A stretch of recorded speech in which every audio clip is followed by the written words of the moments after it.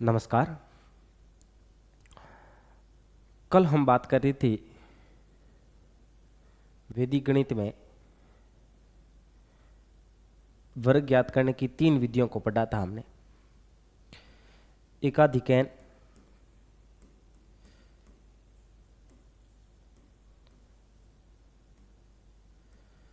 एकाधिकैन पूर्वैन।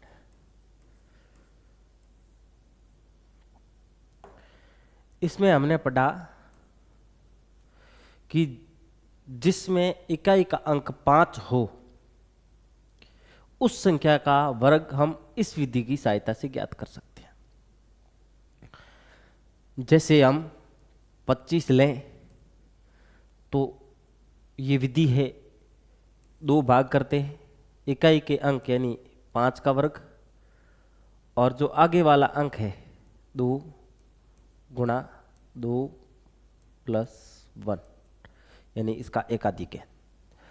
5 का वर्ग 25, 2 गुणा 3, 3 इंटू 2 6 और 25। इस प्रकार ये एकाधिक पूर्वण पढ़ा।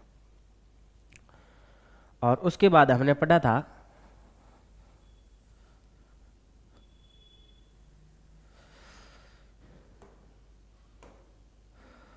दूसरी विधि हमने पढ़ी थी अनुरूपेण विधि।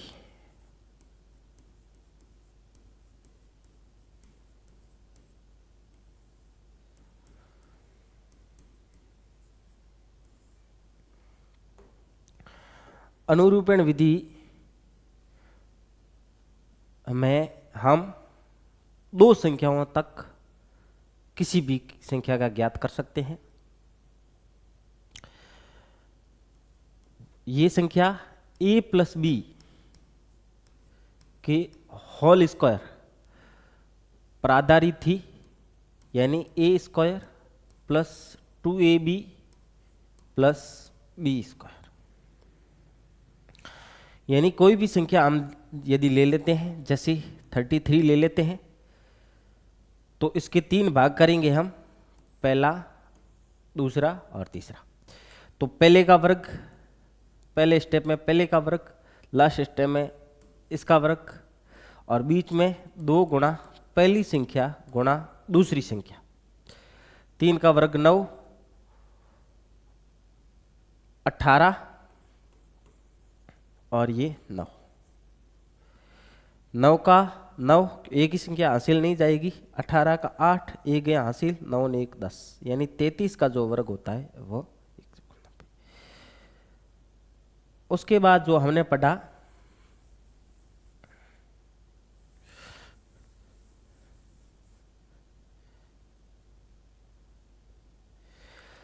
उसके बाद हमने जो विधि पढ़ी संकलन व्यकलन विधि।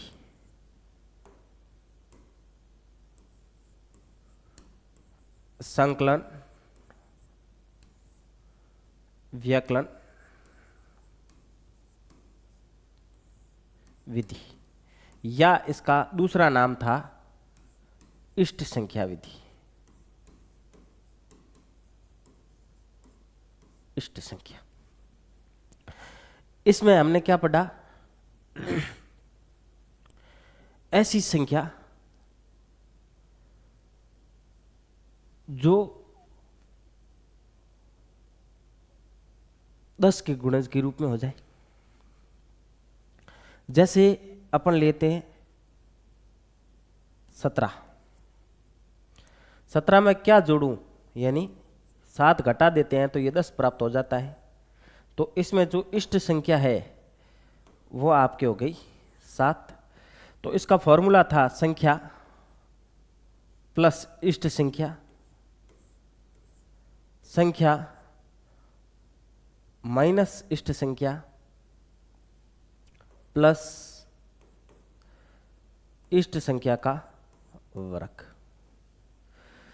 तो 17 और 7 24 गुणा 17 माइनस 7 10 प्लस 7 का जो होता है वो वर्ग 49। ये आपके हो गए 240 प्लस 49, यानी ये हो गए 299। इस प्रकार ये आपके जो 17 का वर्ग हो गया 200 संकलन व्यकलन विधि से।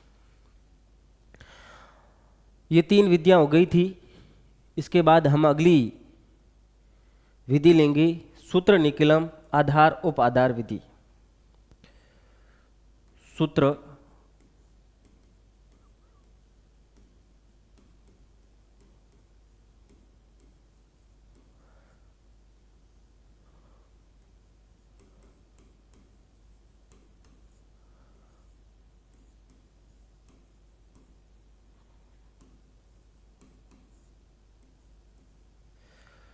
सूत्र निकलम आधार उप आधार विधि।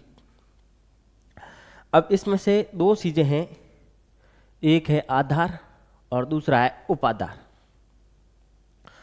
आधार हम किसे मानेंगे? जो 10 के गुणज के रूप में है वो आधार माना जाएगा। जैसे 10, 100, 1000। और उपाधार हम किसे मानेंगे? वह संख्या जो 10 से गुणा होकर प्राप्त हो रही है। जैसे मैंने ये लिख दिया 50, तो 50 प्राप्त हो रहा है 5 गुणा 10 से। तो आपका जो आधार हो गया है वो हो गया आपकी 10 और उप आधार अंक 5।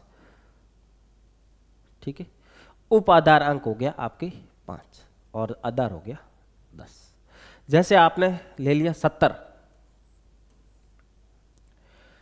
का लिखेंगे 7 × 10। इसमें आधार है वो 10 है और उप आधार है वो 7 है। इसी प्रकार हम ले लेते हैं जैसे 120 को हम 2 तरीके से लिख सकते हैं। क्या हम इसको 12 गुणा 10 लिख सकते हैं, और दूसरा 1.2 गुणा 100 लिख सकते हैं। यहाँ पॉइंट इसलिए लगाया ताकि उप आधार में पॉइंटों में भी होता है। जैसे 12 × 10 लिखेंगे अपन, तो इसमें आधार हो जाएगा आपके 10 और उप आधार अंक हो जाएगा 12। और 1.2 गुणा 100 में लिखेंगे तो आधार हो जाएगा इसका 100 और उप आधार अंक हो जाएगा 1.2। अभी तक हमने सामान्य बातें सीखी कि आधार 10 की गुणज के रूप में हो और उप आधार आधार से जिस संख्या का गुणा होके लिखा जा रहा है वह आपके उप आधार अंक हो जाएगा। जैसे 50 का 5 × 10, तो 10 हो गया आधार, 5 हो गया उप आधार अंक। 70 का 7 × 10 लिख सकते हैं, तो 10 हो गया आधार, 7 हो गया उप आधार। और 120 को 2 तरीकों से लिख सकते हैं। फिर हम आगे देखेंगे, जैसे कोई हम संख्या लेते हैं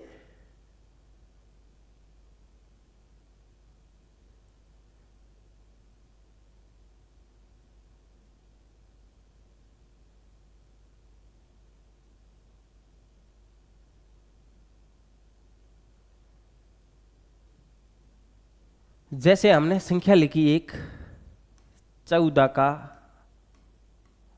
वर्ग। ये हम निखिलम आधार विधि से ज्ञात करेंगे। तो इसमें आप देखिएगा 14 को हम आधार से लेंगे तो इसका आधार होगा आपके 10, आधार आपके हो जाएगा 10। उपाधार है नहीं, उपाधार विधि अलग है, आधार विधि अलग है। आधार 10। अब 10 आधार रहता है तो इसमें विचलन 10 से कितना दूर है? 14। विचलन कितना है? 4 का प्लस 4 का। तो अब हम इसको लिखना चाहेंगे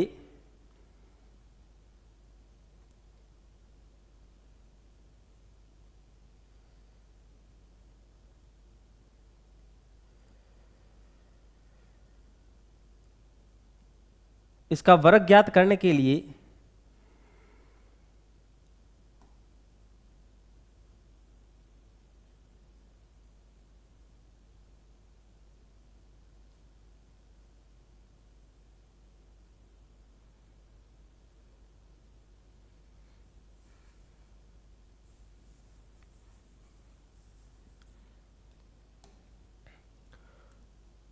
अब हम संख्या लेंगे 14। 14 में 14 का वर्ग ज्ञात करेंगे निखिलम विधि द्वारा। इसमें आधार आपके हो गया 10। अब 10 से 14 कितना दूर है, यानी विचलन हो गया आपके प्लस के 4, यानी प्लस 10 में प्लस करेंगे अपन, तब ये 14 हो जाएगी। अब 14 का वर्ग ज्ञात करेंगे, तब यहां लिखा जाएगा संख्या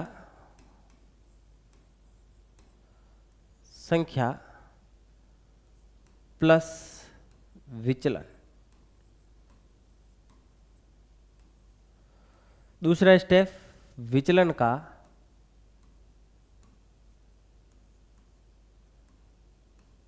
वर्ग। संख्या यहां आपके 14, विचलन का है प्लस के 4। यहां आधार उपाधार निकलन विधि में प्लस माइनस का विशेष ध्यान रखा जाता है। और दूसरे स्टेप में हम जो विचलन है प्लस 4 का वर्ग। 14 प्लस प्लस प्लस 14 और 4 18, 4 का वर्ग 16। अब इसमें हमने आधार 10 लिया है, इसलिए दूसरे स्टेप, पहला और दूसरा स्टेप, दूसरे स्टेप में उतनी ही संख्या रखेंगे जितना आधार में 0 है। इसलिए यहां 1 अंक रखेंगे। क्यों? क्योंकि 10 में 1 0 है, तो 6 रखा। जो 1 है तो वो अगले रूप में चला जाएगा, हासिल के रूप में 18 और 1 19, यानी 14 का वर्ग हो गया आपके 196। एक अन्य उदाहरण द्वारा समझते हैं हम। जैसे मैंने ले लिया 17 का वर्ग, तो इसमें आपके आधार क्या हो गया?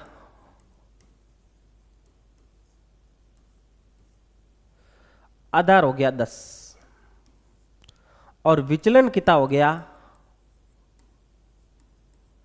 विचलन कितना हो गया आपके प्लस के 7। तो हम निखिलम आधार उपाधार विधि से ज्ञात करेंगे संख्या कितनी है 17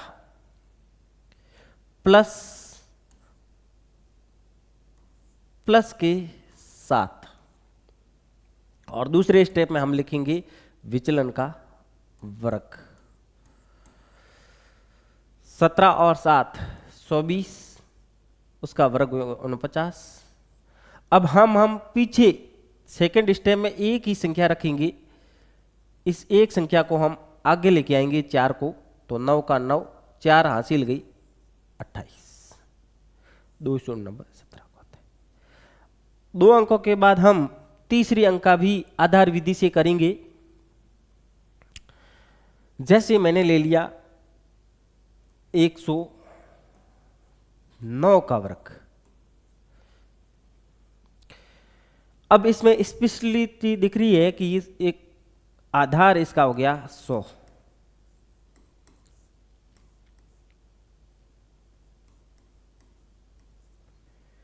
इसमें विचलन है 100 से कितना अधिक है, अधिक के लिए प्लस और 9। अब हम देखेंगे कि इसकी संख्या कितनी है 109, प्लस विचलन कितना है प्लस के 9 और यहाँ 9 का वर्ग। ये हो गए 118 और ये हो गए 81।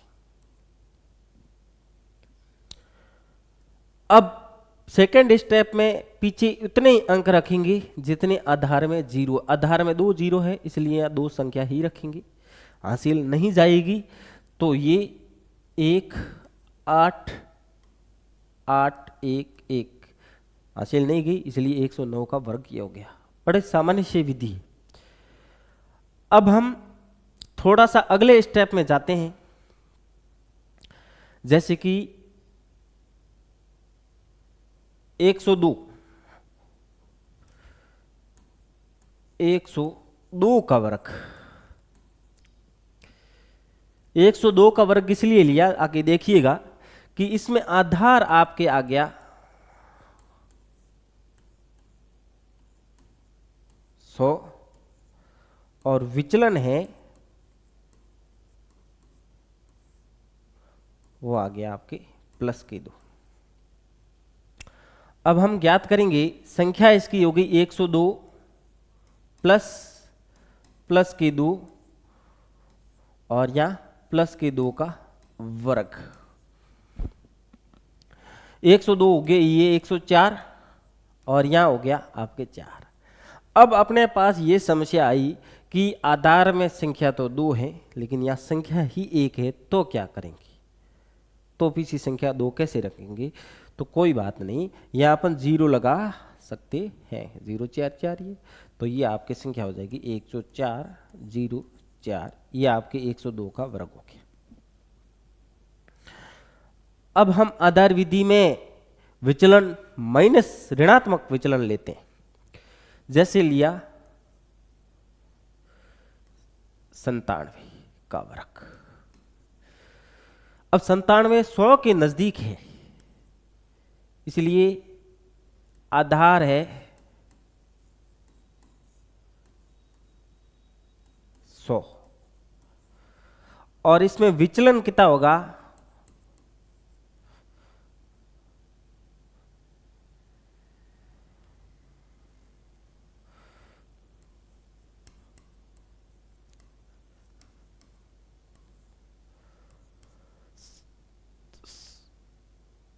-3,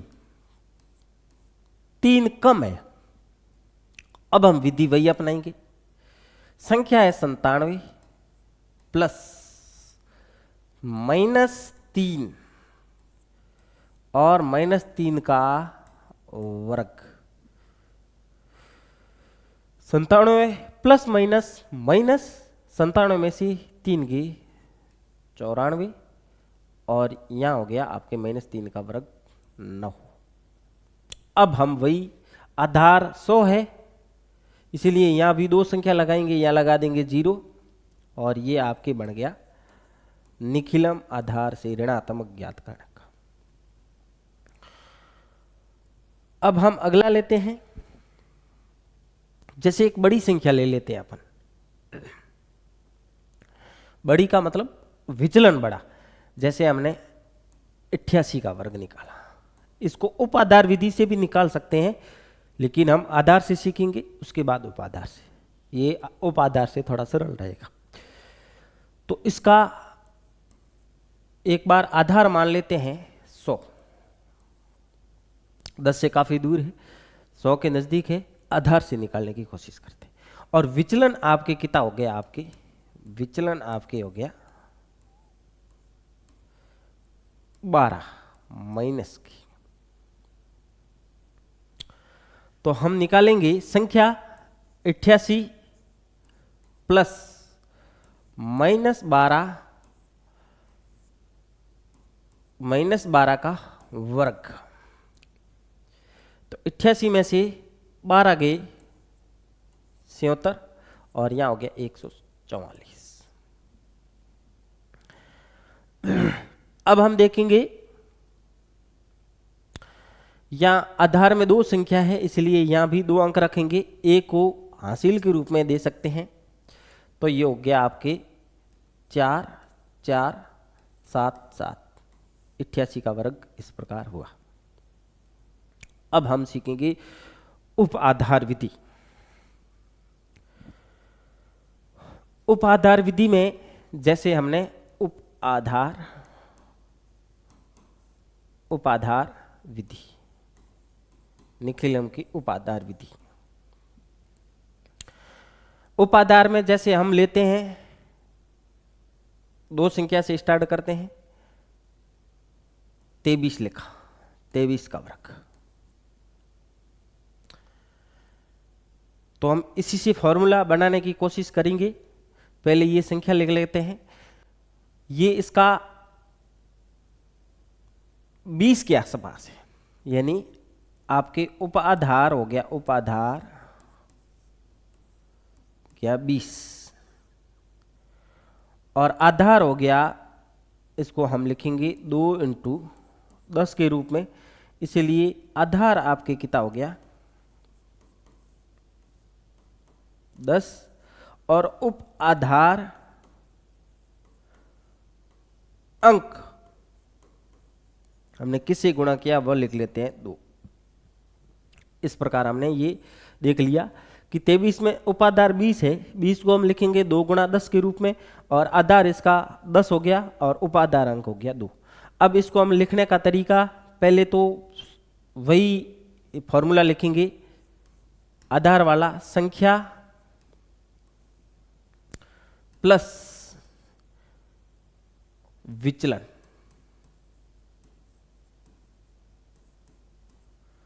और विचलन का वर्ग। अब सामान्य सा बताना है, बस ये एक नया कोष्टक लगा के उपाधार। अब हम इसमें उपाधार अंक, अब इसमें उपाधार अंक कितना है 2, संख्या है 23, और जो आपके विचलन है 23 में हमने उपाधार 20 लिया है, इसलिए विचलन आपके प्लस का 3 होगा। आधार हमने 10 नहीं माना है, उपाधार लिया है 20, इसलिए 3, और विचलन कितना है +3 का वर्ग। पहले हम अंदर का सॉल्व करेंगे, तो प्लस प्लस प्लस 23 और 3 26, 26 गुणा 2 और ये 9, ये हो गया 52, और 9 जो है उपाधार में 1 0 है, इसलिए यहाँ 9 का 9 आ जाएगा, 1 अंक 529। अब हम 2 अंकों की संख्या और लेते हैं, जैसे 17 का वर्ग देखेंगे उप आधार विधि से। आधार विधि से हमने देखा था जिसमें विचलन +7 था। उप आधार विधि में इसका उपाधार मान लेते हैं आपके 20, और इसका आधार हो जाएगा, 20 को 2 × 10 लिखते हैं तो इसका आधार हो जाएगा 10, और उपाधार जो अंक है वो हो जाएगा इसका 2। अब इसका विचलन 20 से विचलन -3 है, 20 का विचलन -3 है। अब हम संख्या से ज्ञात करेंगे, पहले लिखते उपाधार अंक 2, संख्या 17 प्लस विचलन -3, अगली -3 का वर्ग। अब हम देखेंगे 2 का 2, 17 प्लस माइनस माइनस, 17 में से 3 गए 14, और ये हो गया 3 का वर्ग 9, ये हो गया आपके 28, और यहाँ उपाधार में 1 0 इसलिए 9 290। इस प्रकार ये 17 का वर्ग आ गया। निखिलम आधार उपाधार में आप और भी संख्या लेकर अपना अभ्यास करिएगा। और अगला हम लेते हैं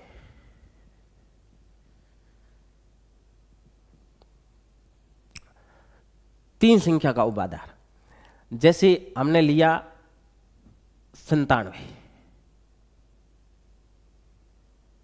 ये गुण 90 जो अभी लिया था पहले, 88 सॉरी 88 अभी आधार विधि में हमने लिया था।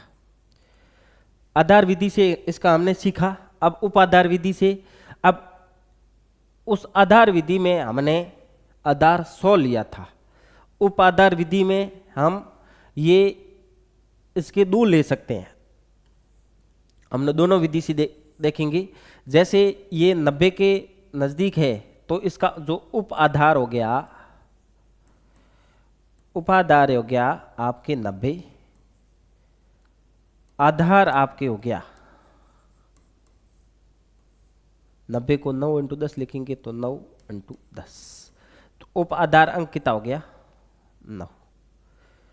ठीक, उप आधार अंक हो गया आपके, जो अंक हो गया वो आपके 9। और विचलन कितना हो जाएगा, 90 लेते हैं तो ये -2 विचलन,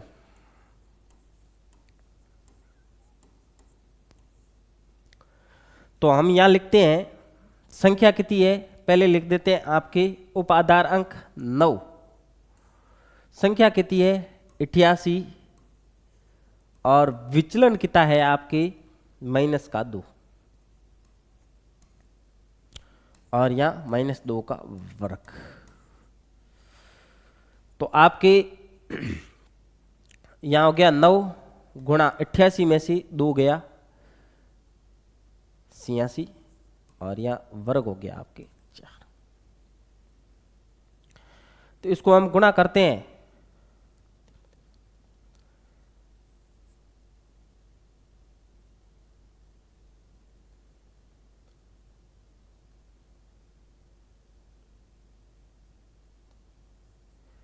$770,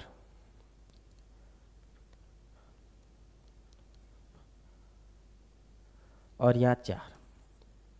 उप आधार में, आधार में 1 0 इसलिए 1 अंक आएगा, इसलिए 1 अपन यहाँ आगे नहीं लेके आएंगे, यहाँ लिख लेंगे। ये आपके उत्तर हो गया। अब हम 100 से अधिक का लेंगे, हम लेंगे 123 का वर्ग। इसमें आधार उपाधार होगा 120, यानी इसको लिख सकते हैं 12 इंटू 10 के रूप में, आसानी से लिखा ऐसा हो सकता, 12 इंटू 10। अब आप 12 इंटू 10 लिखते हैं तो आपके उपाधार अंक जो हो गया 12, और विचलन इसका हो गया +3। तो हम संख्या लिखते हैं उपाधार 12, संख्या 123 +3 और विचलन का वर्ग।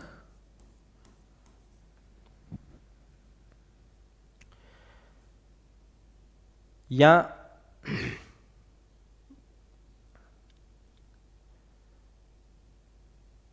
ये 126 गुणा 12, और यहाँ हो गया +9। 12 गुणा 15 हम देखेंगे,